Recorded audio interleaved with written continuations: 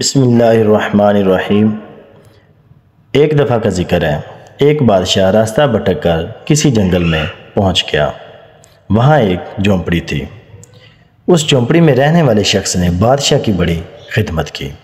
وہ غریب جانتا بھی نہیں تھا کہ یہ بادشاہ ہے، مسافر سمجھ کر خدمت کی۔ بادشاہ بہت خوش ہوا۔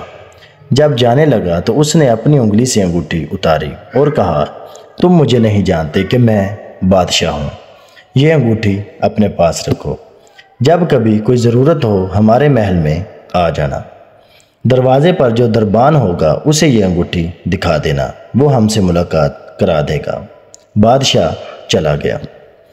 کچھ دن کے بعد اس کو کوئی ضرورت پیش آئی تو وہ دیہاتی بڑے میاں محل کے دروازے پہنچا۔ کہا، بادشاہ سے ملنا ہے۔ دربان نے اوپر سے نیچے تک دیکھا، کہنے لگا، نہیں مل سکتے، مفلس ہو، کلاش آدمی ہو۔ اس دیہاتی شخص نے پھر وہ انگوٹھی دکھائی۔ اب جو دربان نے دیکھا تو آنکھیں پھٹی کی پھٹی رہ گئیں۔ یہ بادشاہ کی مہر والی انگوٹھی آپ کے پاس کیسے؟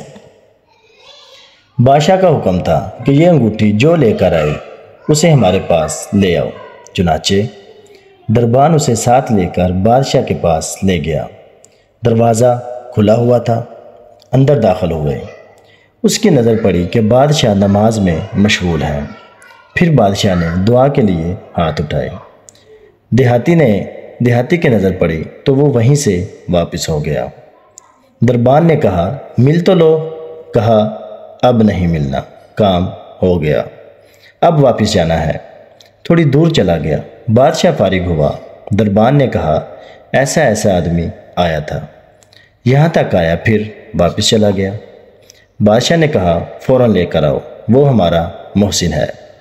واپس لایا گیا۔ بادشاہ نے کہا، ملے بغیر کیوں چلے گئے؟ اس نے کہا، بادشاہ سلامت، اصل بات یہ ہے، آپ نے کہا تھا کوئی ضرورت پیش آئے تو آ جانا۔ میں آیا اور آ کر دیکھا کہ آپ بھی کسی سے مانگ رہے ہیں، تو میرے دل میں خیال آیا کہ بادشاہ جس سے مانگ رہا ہے کیوں نہ میں بھی اسی سے مانگ لوں۔